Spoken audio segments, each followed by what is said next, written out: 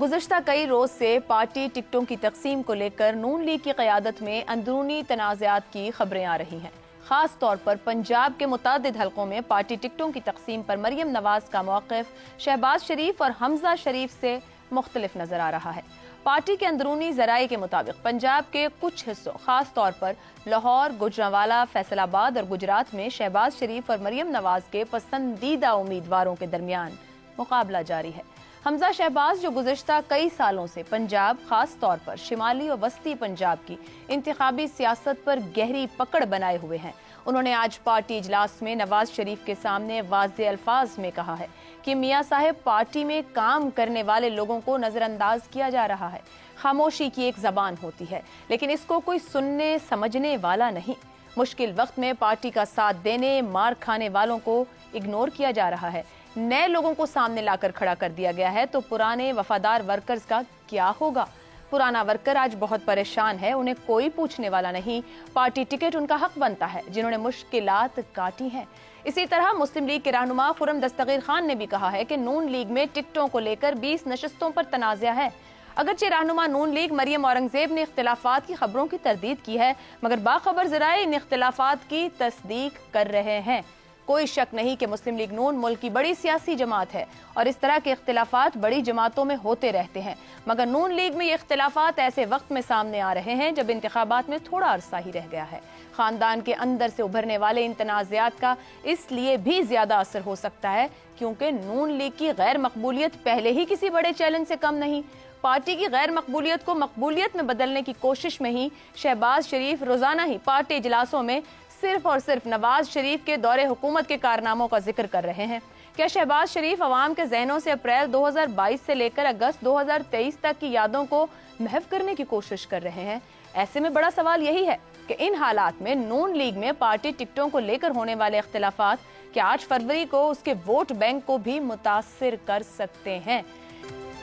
Programme میں آپ کو ایک بار پھر خوش آمدید کہیں گے۔ پشاور ہائی کورٹ نے پاکستان تحریک انصاف انٹرا پارٹی انتخابات کل عدم اور پارٹی نشان واپس لینے کے الیکشن کمیشن کے فیصلے پر حکم امتناع جاری کر دیا ہے۔ عدالت نے دلائل مکمل ہونے پر الیکشن کمیشن کے فیصلے پر حکم امتناع جاری کیا۔ عدالتی فیصلے کے مطابق کیس کا فیصلہ ہونے تک الیکشن کمیشن کا فیصلہ معطل رہے گا۔ پاکستان تحریک انصاف کی جانب سے پشاور ہائی کورٹ میں دائر درخواست میں الیکشن کمیشن اور انٹرا پارٹی انتخابات کو چیلنج کرنے والے درخواست گزاروں کو بھی فریق بنایا گیا ہے، جبکہ الیکشن کمیشن کے فیصلے کو کالعدم قرار دینے کی استدعا بھی کی گئی تھی۔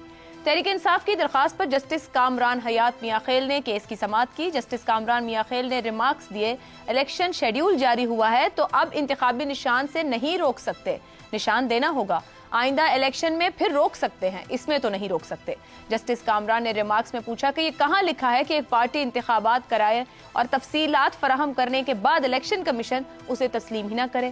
آپ پیپلز پارٹی سے تیر، مسلم لیگ نون سے شیر کا نشان لے لیں تو اس کے بعد کیا ہوگا؟ عدالت نے کہا ہے کہ چھٹیوں کے ختم ہونے کے بعد پہلے ڈبل بینچ میں کیس سنا جائے گا۔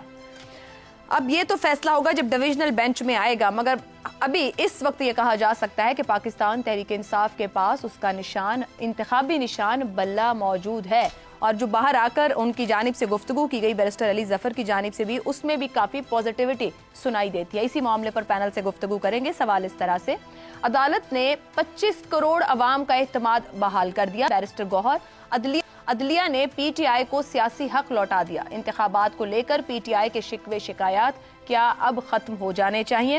بیرسٹر علی ظفر اور بیرسٹر گوہر باہر آئے تو بہت ہی خوش تھے، مبارکباد دی اور اطمینان میں تھے کہ معاملات ان کے حق میں آگے بڑھ رہے ہیں۔ حسن نثار صاحب، کیا یہ شکوے شکایات اب پی ٹی آئی کے ختم ہو جانے چاہیے؟ اس سے پہلے بھی ہم نے دیکھا کہ کیسز میں ریلیف مل رہا ہے پی ٹی آئی کو، سو حالات بہتری کی طرف ہے۔ دیکھیں عائشہ، یہ ساس بہو والا معاملہ ہے۔ ان کے درمیان ہلکی پھلکی موسیقی، کبھی کلاسیکل، کبھی راک، کبھی پاپ، وہ چلتا رہے گا۔ اور ویسے بھی ایک بڑا خوبصورت کلاسیکل مصرع ہے، سکون محال ہے قدرت کے کارخانے میں، اور یہ تو ہمارا ماشاءاللہ اسلامی جمہوریہ پاکستان، ماشاءاللہ یہ نہیں، شکوے شکایت نہیں مکتے۔ کل پرسوں دیکھیں گی آپ اگلے پروگرام میں کچھ اور اس طرح کی چیز ڈسکس کر رہی ہوں گی آپ، اور تماشا آ جائے گا۔ کنٹینیوٹی ہے۔ ٹھیک ہو گیا. اب سار صاحب 2018 میں اسٹیبلشمنٹ اور عدلیہ کا نون لیگ کے خلاف گٹھ جوڑ تھا جو وضاحت سے سامنے چیزیں پھر بعد میں خود تسلیم کی جاتی رہیں. 2023 میں عدلیہ آزاد. کیا پی ٹی آئی یہ کہنے میں حق بجانب ہے کہ جو زیادتیاں اس کے ساتھ ہوئیں ایسی کسی کے ساتھ کبھی نہیں ہوئیں؟ دیکھیں جس کے ساتھ جو کچھ ہو رہا ہوگا وہ تو یہی کہے گا کہ سب سے زیادہ ظلم اس کے ساتھ ہی ہوا ہے. لیکن بات پھر وہی ہے کہ ریسنٹ پاسٹ میں اس کی جو بنیاد ہے اس ظلم کی وہ پی ٹی آئی نے رکھی اور بہت شدت کے ساتھ انہوں نے اس کو پرسو کیا. جو کچھ اب ہو رہا ہے یہ بھی بدقسمتی ہے. ابھی کل پرسوں منیب فاروق کے پروگرام میں یہ بات ہوئی تو میں نے اس میں کہا کہ جو ظلم ہوا ہے ابھی جو ہو رہا ہے اس کو کوئی انڈورس نہیں کر سکتا نہ ڈیفینڈ کر سکتا. اور میں نے خود بھی مذمت کی جو جرنلسٹ اٹھا لیے گئے تھے اور جس طرح ہوا. لیکن دیکھ لیں کیسے واپس آئے ہیں تو پھر فیک نیوز پھیلا رہے ہیں.